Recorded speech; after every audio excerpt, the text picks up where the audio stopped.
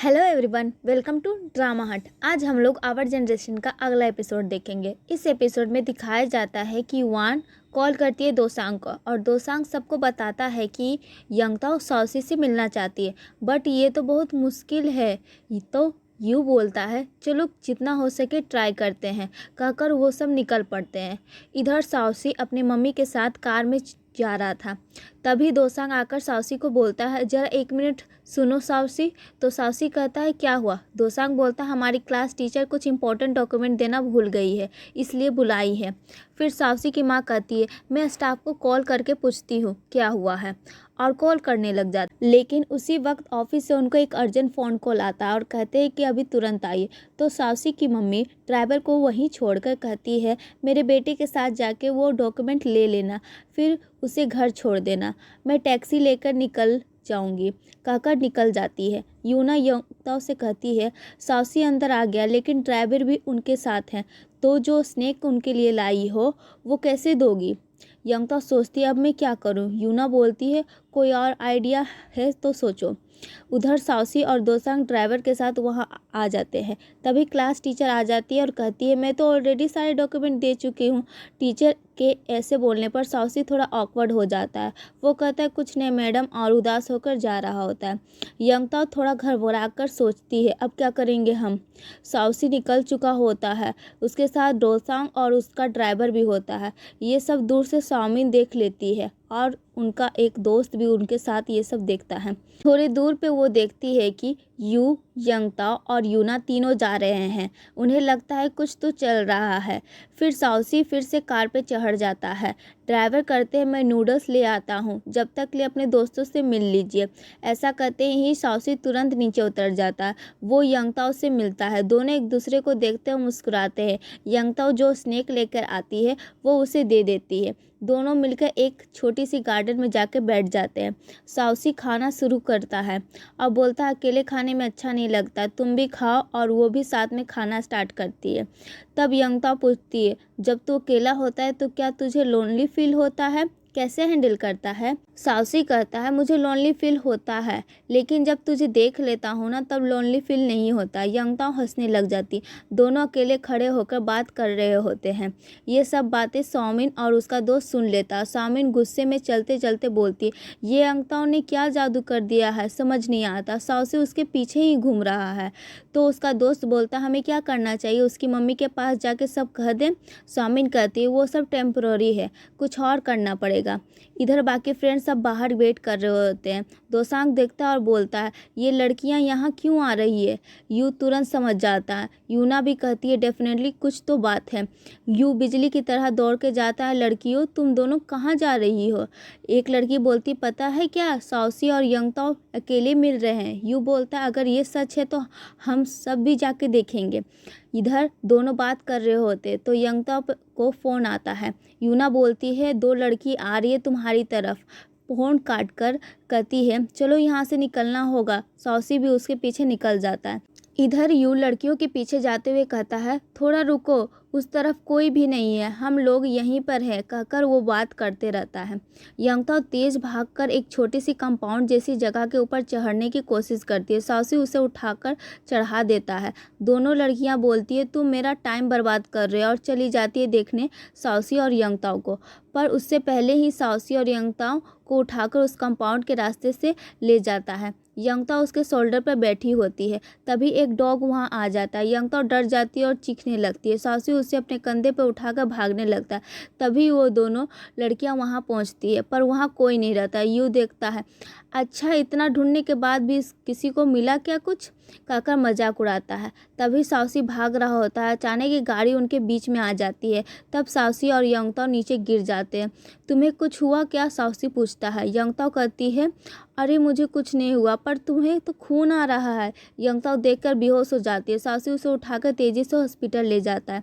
Hospital में यंगताओ बाहर बैठकर रो रही होती है।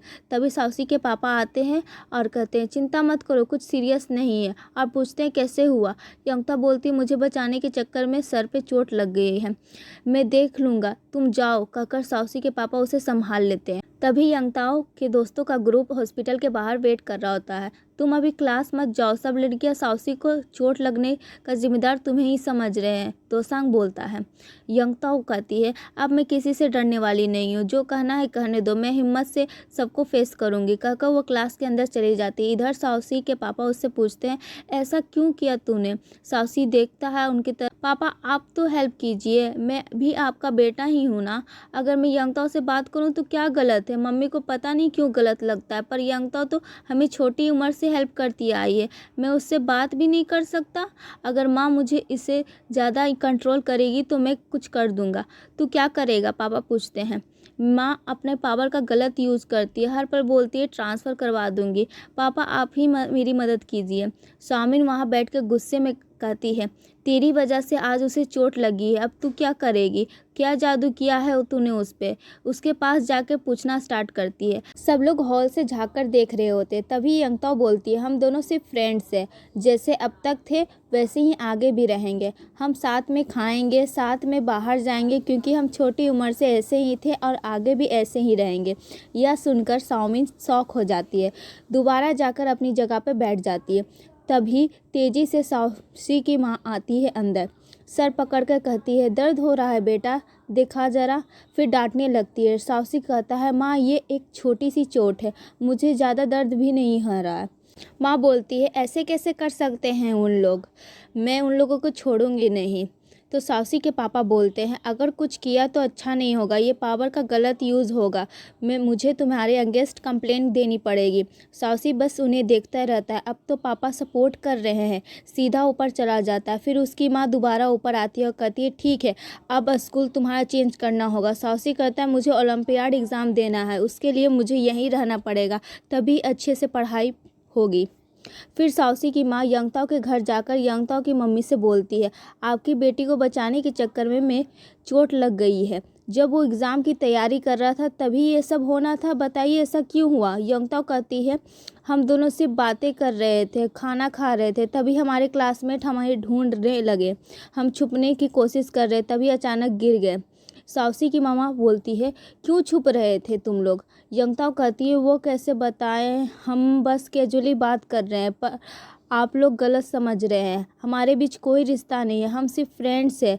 फिर साउसी की माँ कहती है, डरो मत, मेरे बेटे के पीछे काफ़ी लड़कियाँ रहती हैं, तुम भी लड़की हो इसलिए उसके करीब आने की इच्छा तुम्हारे मन में भी ज़रूर होगी, मुझे पता है, लेकिन अभी पढ़ाई का समय है, उसी पर ध्यान दो।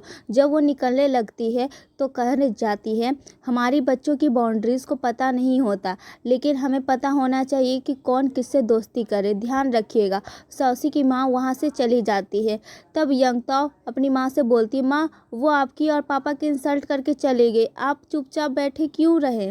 तो माँ कहती, उनके बेटे को चोट लगी है इसलिए वो गुस्से में कह रही है, इस बात को इतना मत बढ़ाओ। फिर यंगताओ तेजी से सीधा बाहर जाती है। साउसी की माँ पास में बैठी हुई रहती है, वो कहती है, साउसी का मेडिकल बिल कितना आया था? वो पैसे ये रहे आंटी। फिर साउसी की माँ पूछती है, और तुम्हें क्या चाहिए? क्या तुम्हारे लाइफ में कोई और पर्पस नहीं है, सिर्फ फ्रेंड्स बनाना है? तुम्हारा काम क्या है? यंगताओ तुरंत कहती है, ऐसा नहीं है आंटी, मुझे सबकी कंसर्न है, मेरी फैमिली के लिए, मेरी फ्रेंड्स के लिए, मेरे स्कूल और स्टडी के लिए, मैं सब कुछ संभालूंगी। मैं साउसी के पास जा रही हूँ, इसलिए आप कैसे ऐसे सोच सकते हैं कि मैं उसकी प्रॉब्लम बढ़ा दूंगी? तभी आंटी पूछती है, मैं और मेरे बेटे के बीच तुम क्यों आ रही हो? तुम्हें याद है एक बार जब तुम छोटी थी और गांव में तुम्हें मुझसे क्या कहा था? फिर एक फ्लैशबैक दिखाया जाता है। छोटी यंगताओ कहती है, साउसी को रेड कलर पसंद है, ब्लैक नहीं, उसे डेट खाना पसंद है, प्लीज़ उसे ये सब दो और उसके लिए प्यार दिखाओ।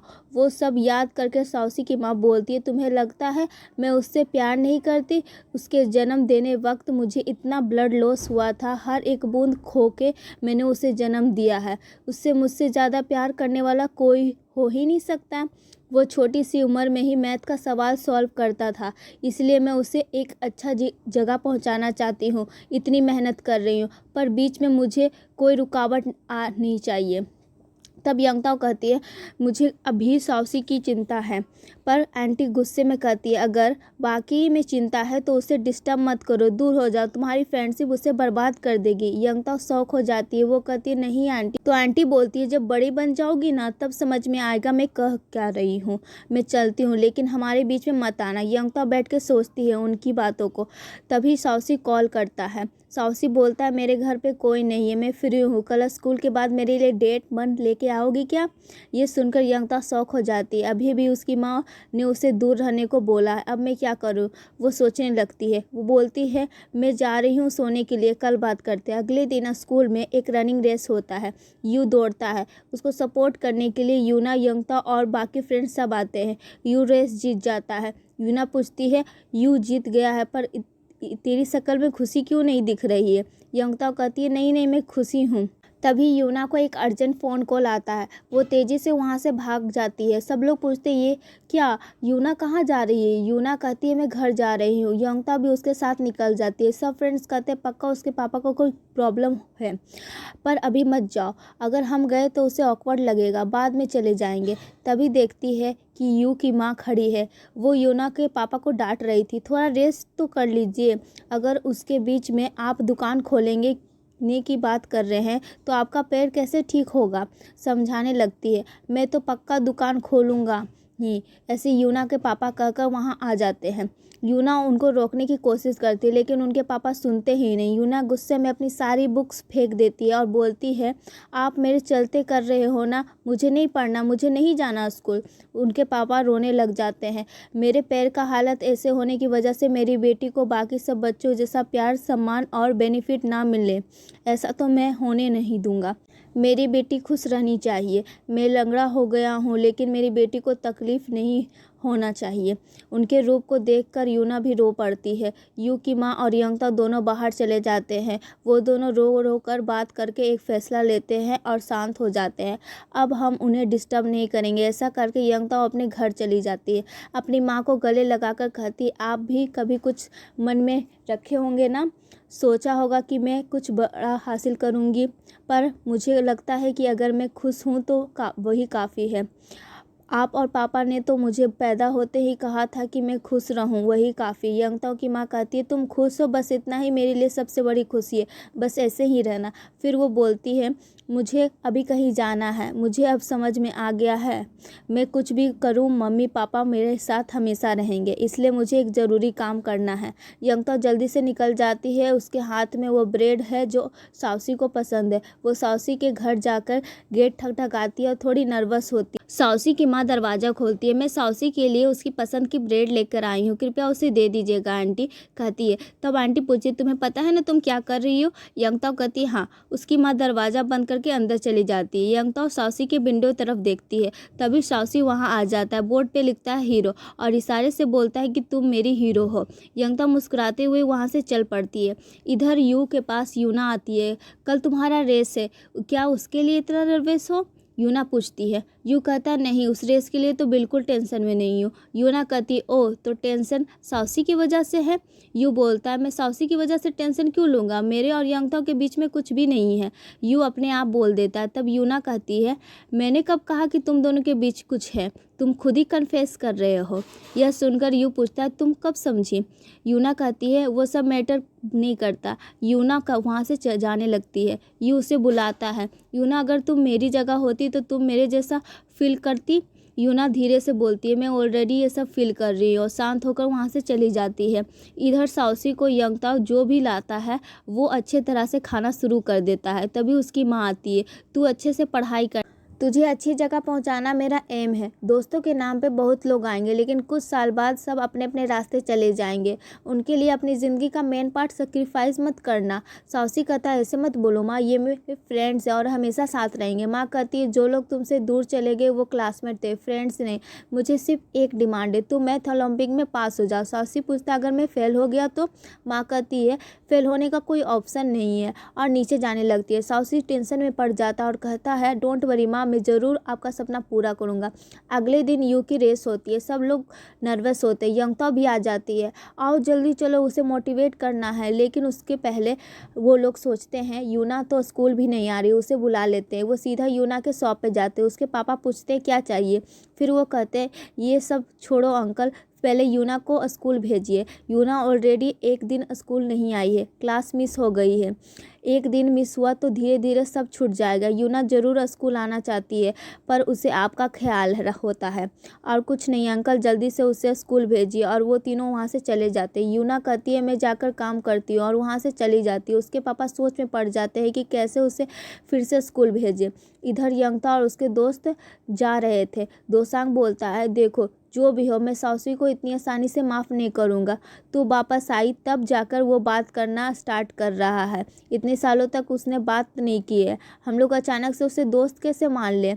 और कहते हैं वीकेंड पे बीच पे आने बोलो साउसी को और फिर से हमसे दोस्ती करने बोलो।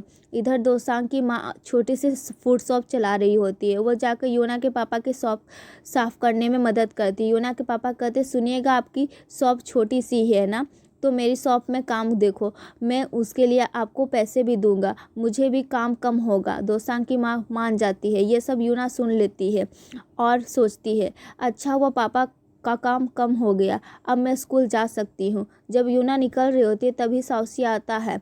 ऐसे प्लेट तुम्हारी दुकान में मिलते हैं क्या, पूछ रहा है। होता मैं एक इम्पोर्टेंट काम के लिए स्कूल जा रही हूँ, बाद में दूंगी, आज यू का इम्पोर्टेंट रेस है। ऐसा बोलकर वहाँ से निकल जाती है। यू के रेस को करेज करने के लिए सब लोग एक साथ जो मिलकर जोर जोर से चीख रहे होते हैं। तभी साउसी भी आ जाता है। यंगता बोलती तुम क्या कर रहे हो यहाँ, सर पे चोट ठीक हो गई है। साउसी बोलता है हाँ ठीक हो गया। यूना बोलती है मैं ही इसको लेकर आई हूँ। सब लोग जोर से चीख कर मोटिवेट कर रहे होते हैं। यू सीधा दौड़ता है, तेज़ दौड़ते दौड़ते अचानक उसका पैर स्लिप हो जाता है और वो गिर जाता है।